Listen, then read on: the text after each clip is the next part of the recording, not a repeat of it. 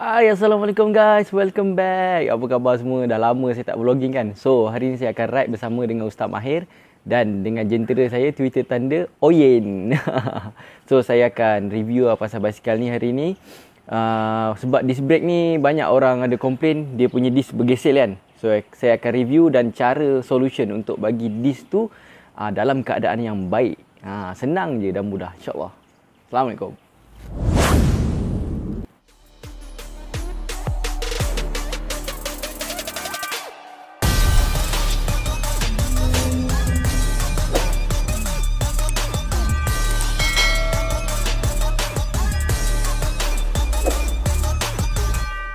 Welcome back guys. So, bagi anda yang masih baru di dalam channel saya ni, saya ingin memperkenalkan diri. Saya Firdaus Munir dan saya akan banyak review dan vlogging berkenaan Twitter road bike. Saya menggunakan Twitter road bike. Okay guys. So, bagi korang yang belum subscribe tu, saya minta je sebaik anda semua subscribe, kerana subscribe itu adalah percuma guys. So, kalau korang ada apa-apa suggestion, bolehlah komen di ruang komentar. Jangan lupa share, like. Alright. So, saya akan review basikal ni sekejap lagi, insyaAllah. Terima kasih. So, untuk pengetahuan anda, sekarang kerajaan telah meletakkan undang-undang untuk kita berbasikal. Apa yang wajib? Wajib ini adalah horn. Ini adalah lampu depan. Dan lampu belakang saya letak dekat belakang helmet. Dan yang tidak lupa juga keperluan kita adalah ni spare pump dan spare tube saya letak di dalam saddle ni untuk kita berbasikal lah. Itu keperluan kita lah. Tapi syarat kita untuk riding sekarang kena ada horn, lampu depan dan belakang. Helmet juga wajib untuk mengelakkan disaman RM1,000. Itu saja untuk info anda. Saya rasa anda pun semua dah tahu. Tapi bagi anda yang baru-baru nak berjinak berbasikal ni, apa keperluan yang anda perlu ada, itulah dia. Alright guys. Alright, bagi anda yang menggunakan jentera Twitter yang model ada disc brake ni, selalu saya ada dengar dia orang kata ada bunyi di disc brake ni. Tapi itu bukan menjadi masalah. Sebenarnya itu ada solution yang mudah saja untuk anda adjust. Anda hanya perlu adjust dua skru yang saya tunjuk ni. Anda longgarkan dulu satu, anda lepas tu longgarkan yang kedua. Anda reposition dia punya caliper ni. Sebenarnya caliper tu je kedudukan dia tak betul dengan disc tu. Jadi dia akan bergesel.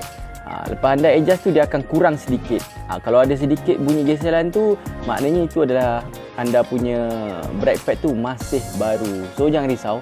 Anda kayuhlah dalam 20 ke 30, nanti anda main brake nanti dia akan hilang lah bunyi tu. Tapi jika ada bunyi lagi, anda boleh cek dia punya disc brake. Kat mana nak adjust? Saya akan tunjuk ni. Skru yang banyak-banyak ni lah dia punya untuk adjust dia. Sebenarnya position dia punya disc tu tidak begitu betul lah masa kilang pasang tu.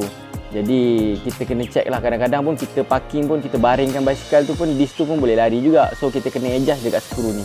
Dia bukan isu-isu yang besar lah. Tak ada masalah. Bila anda ada adjust, insyaAllah bunyi tu akan hilang. Saya dah buat eksperimen dah basikal ni. InsyaAllah tak ada hal. Alright. So macam mana korang nak kenal pasti skru yang mana yang perlu di adjust antara banyak ni? Senang saja. Korang pusingkan. Pusingkan bila ada bunyi. Contoh kat sini ada bunyi, contoh lah kan, tu bunyi mulut saya. So anda stop kan. Contoh bunyi kat sini. Bunyi kat sini, anda pusingkan. Dia sebab dia dekat caliper tu kan. Pusingkan sampai jumpa skru yang berdekatan. So skru ni anda kena adjust. Jangan usik benda lain. Ni adjust. Dia ni guna Allen key yang star tu. So sekarang kita dengar bunyi hub dia. Belakang ni pun sama juga, skru dia sama. Okay, skru belakang ni dia ada kat sini. Buat tu. 1, 2. Ni untuk adjustment position caliper ni lah. Kita dengar bunyi hub dia.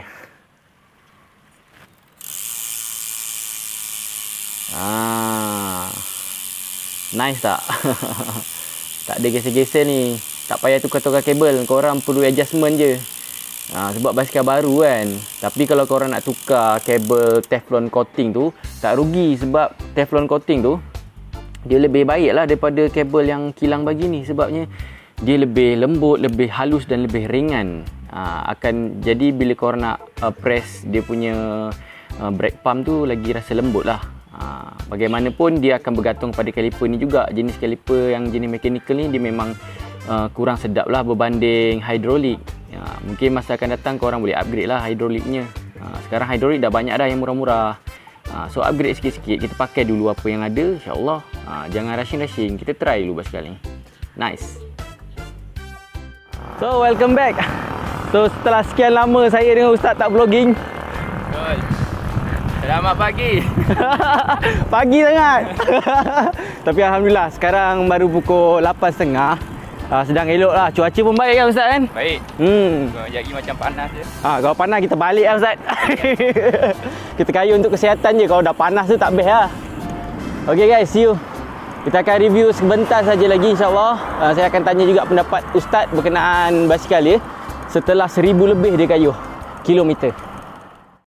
Let's take it slow. Where you go, I go too. And if you hit the bottom, I'm going down with you. Let's take it slow. Who cares where we gotta be? You know you'll have a good time wherever you're with me. Let's take it slow.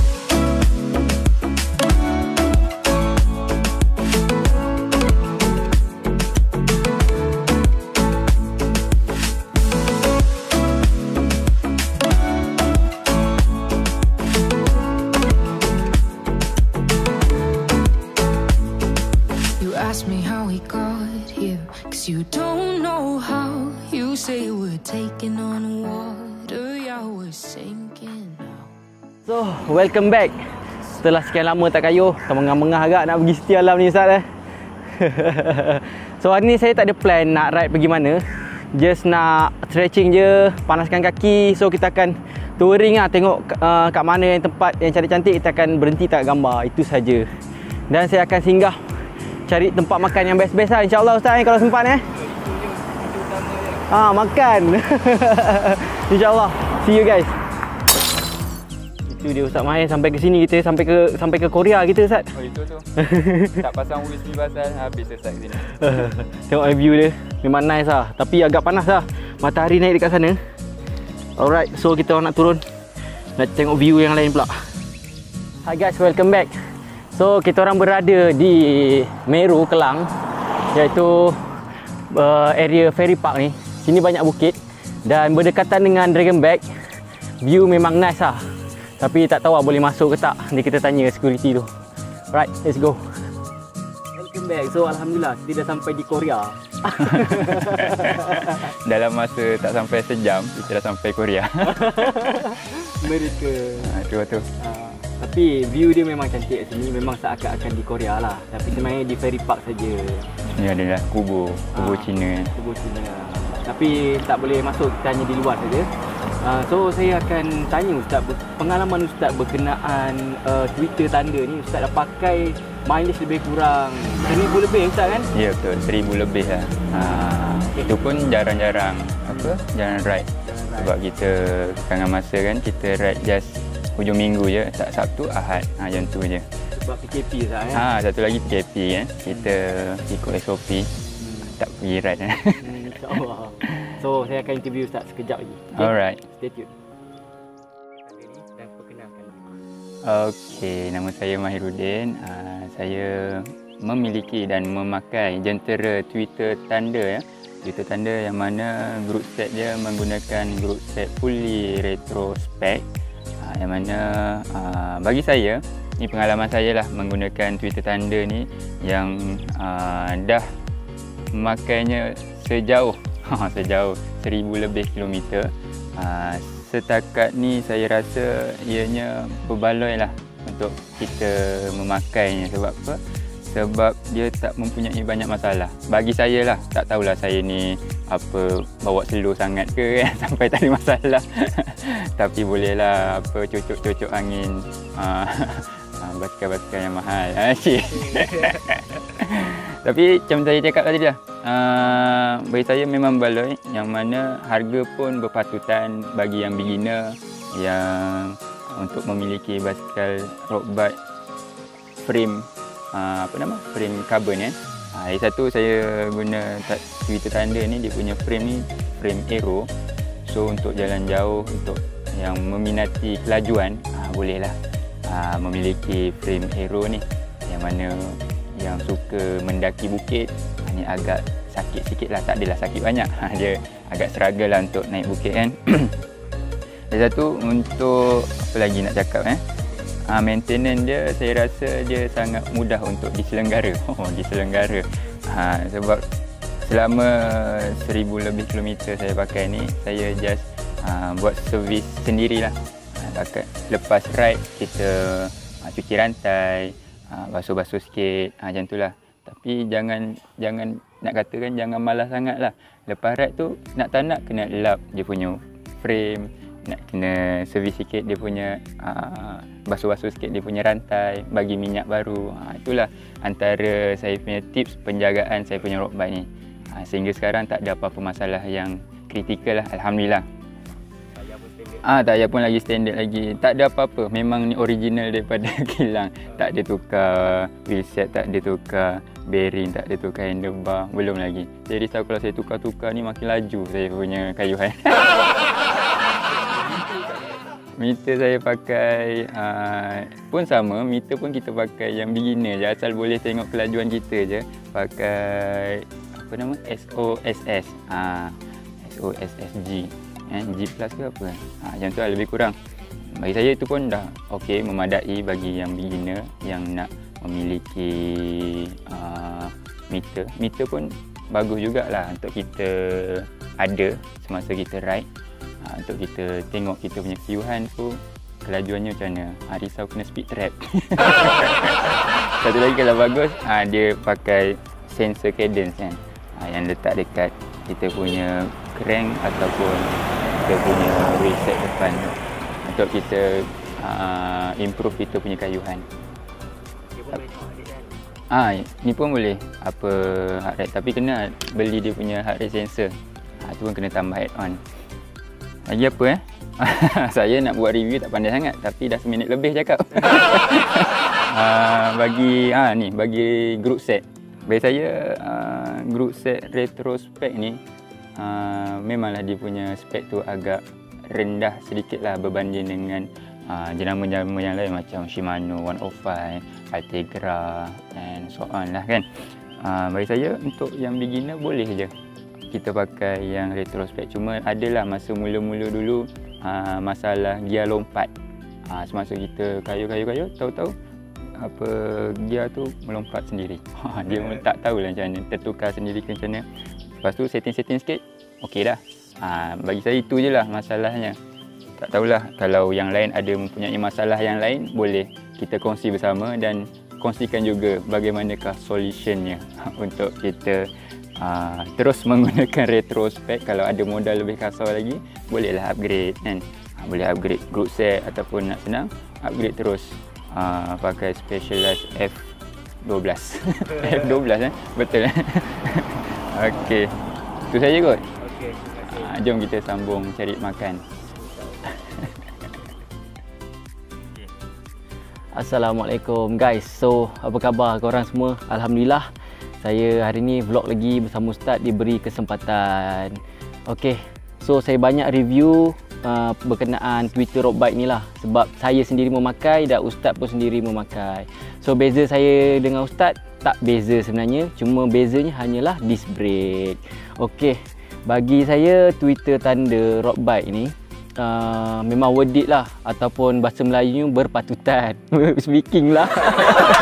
Okey, berpatutan dibeli sebab harganya reasonable. Kalau kita nak compare dengan brand yang lain, kalau aerobike yang komponen dia adalah carbon, takkan dapat harga yang sama macam Twitter bagi tau.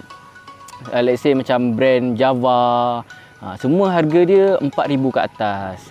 So kalau macam Twitter Thunder ni reasonable harga dia. Lepas tu dia tahan lasak. Walaupun gear dia sedikit kasar, tapi itu semua boleh adjust. Kita boleh study, kita boleh belajar macam mana.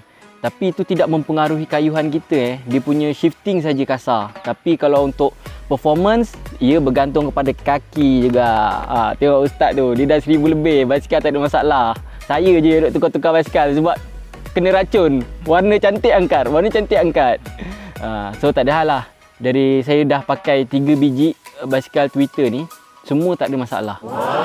Cuma kita nak kena jagalah minyak rantai, kena jaga, kita kena cuci. Tapi cuci jangan pakai pressure. Kalau kita pakai pressure nanti takut air tu masuk dekat dia punya bearing tu pula, nanti adalah bunyi cengkerik. Bila bunyi cengkerik kenalah tukar bearing.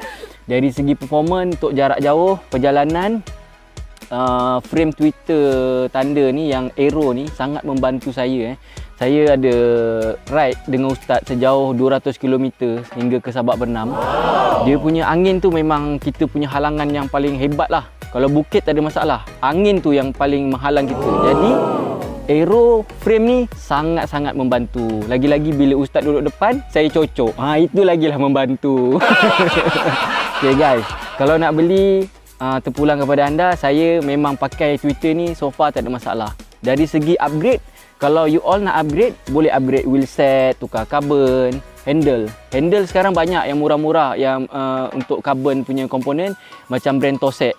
Tosek tak tahu betul ke tak saya sebut, tapi T-O-S-E-E-K. Baru 200 lebih siap pasang Aero. Dah sedap. Basikal saya ni dia berat sikit berbanding dengan basikal Ustaz sebab saya pakai disc brake. Ustaz punya 8.5 kg. Di mana saya punya 8.9 kg. Disc brake ni dia berat sikit, tapi tidak tidak mempengaruhi sangat. Dia punya grip alhamdulillah okey. So korang jangan lupa subscribe saya punya channel, support saya dan Ustaz. Kalau ada cadangan, bolehlah komen dekat ruang komentar. Jangan lupa share. So saya ni hanya ingin berkawan dan bersosial kan Ustaz kan. Sebab PKP ni menghalangkan kita untuk bercampur tau. Jadi medium YouTube, Facebook, Instagram ni boleh mengeratkan kita tau, komuniti berbasikal ni. InsyaAllah kalau jumpa saya ke, jumpa Ustaz tegur-tegur, horn, sekarang dah ada horn kan, boleh horn tit tit tit tit tit tit tit tit. Ada lagu tu, kongsi kongsi kongsi ni. See you again. Terima kasih. Assalamualaikum. Alright guys, nampaknya security tak benarkan kami masuk. So kami dapat capturekan visual untuk anda daripada luar saja. Dia punya view ni, patung-patung ni macam seakan-akan kita berada di Korea dan negara China. Memang cantik-cantik dia punya decoration dia. Tapi kalau jadikan pusat pelancongan pun bagus ni. Macam dekat negara Jepun, temple dijadikan pusat pelancongan. Orang boleh visit, tengok view cantik-cantik macam ni. Tapi kat sini tak boleh pula. Tapi tak apalah, mungkin adalah sebab-sebab dia orang tak bagi kot. Alright Zat, kita pusing-pusing ni. Lepas tu terjumpa homestay, taman rekreasi. Lepas tu dia ada kolam pancing. Cantik kan Zat? Betul. Kalau mana-mana yang nak bercuti dekat area Selangor ni, Meru terutamanya, nak cari homestay, boleh cari kat sini. Sambil memancing boleh. Jangan lupa bawa joran. So malam-malam boleh baling pancing joran kat situ. So kita nak record sekejap untuk anda semua. Alright, jom. Nice. Alright, ini nama homestay dia, Homestay Downhill. Tu ada nombor telefon dia. Kolam rekreasi Downhill. Jap, saya nak masuk dalam tengok dia punya tasik. Alright, tadi kita orang daripada sana, daripada ferry park tu, turun daripada bukit tu. So inilah dia, kolam rekreasi Downhill, Kampung Meru. Jom Ustaz. Okay, jom. Right.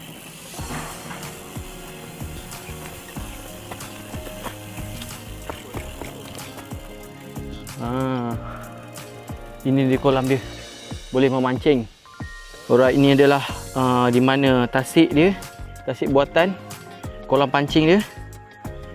Memang nice lah. Lepas tu sana tu, itu tempat apa? Tempat kedai makan. Mancing-mancing boleh makan kat sini. Nice. Alright, di mana dekat belakang tu adalah homestay Downhill di Meru Klang ya Ustaz Betul. Memang nice lah view kat sini, tempat pun agak redup kan Ustaz kan? Tenang.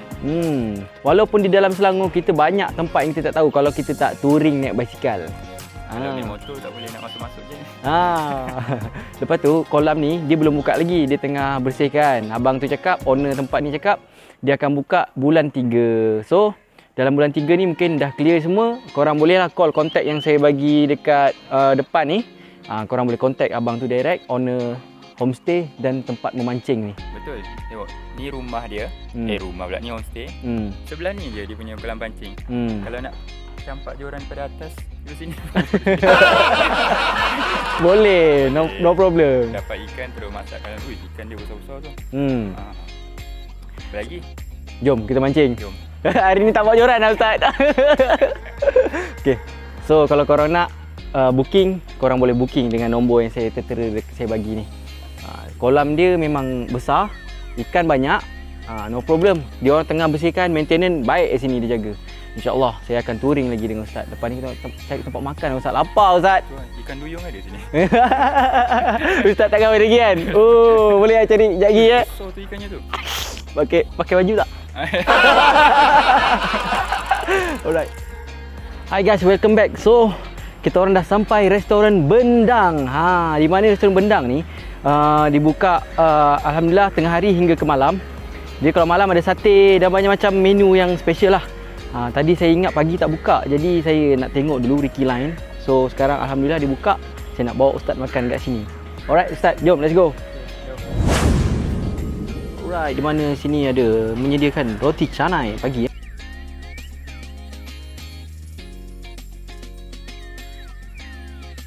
Alright, ini dia restoran Bendang.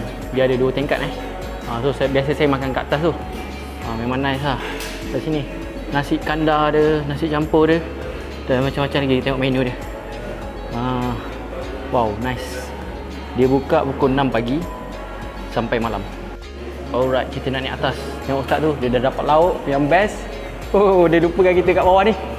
Oh, laju dia. Wow. Nice lah. Selamat datang. Dapur Bendang. Tempat dia selesa. Tengok kat atas ni. Sini Ustaz, kita nampak view lampu ni. Bendang, insya-Allah. Tempat selesa kalau korang makan kat sini. Ni saya roti canai dan ikan jenahak. Ustaz sambal belacan, nasi, ayam goreng berempah dan sayur bendi. Wow, ada gitar situ. Baik, alhamdulillah kita menyinggah kejap makan. Ini namanya makan jamak. Sarapan bersama dengan makan tengah hari. Sebab tu ada roti canai, sekejap lagi sampai, ada nasi. Boleh tengok dekat sini dia punya menu okey. Kita boleh makan nasi bercampur. Lauk-lauk pun banyak kat bawah tu. Dan restoran ni sangat selesa lah. Yang mana dia ada 2 tingkat. Kat bawah tadi ada. Nak suasana tenang sikit dekat atas. Sambil-sambil menikmati pemandangan. Makan-makan sambil tengok pemandangan. Kat sini pun banyak menu-menu dia. Kalau tengah-tengah panas, boleh makan ABC. Favorite ni ABC. Tapi tak apa, hari ni kita tak minum ABC. Sakit tekak. Okey, roti canai sampai. Itu dia roti canai. Terima kasih.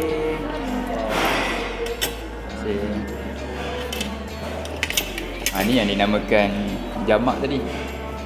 Jamak sarapan. Makan tengah hari. Alright guys, alhamdulillah selesai dah kita makan kat sini. Memang the best restoran Bendang. Walaupun dekat Shah Alam ni ada rupanya Bendang punya restoran. Walaupun bukanlah real Bendang, tapi dia punya masakan terbaik. Kita nak balik kampung yang ada Bendang, tak boleh rentas negeri, tak boleh rentas daerah. Makan kat sini je lah. Tapi menu dia kalau malam lagi best kat sini. Macam-macam ada. Sate ada, ABC ada, western ada, masakan Melayu ada, nasi kandar pun ada Ustaz. Aduh, lapar balik dah ni. Lapar balik. Nanti malam kita repeat Ustaz. Okay, InsyaAllah. Okay guys, let's go. So guys, alhamdulillah terima kasih banyak kerana menonton vlog saya kali ini. So sedikit sebanyak semoga bermanfaat apa yang saya share dengan Ustaz. Maknanya kalau yang baik tu datang daripada Allah SWT dan yang buruk tu datang daripada diri saya sendiri.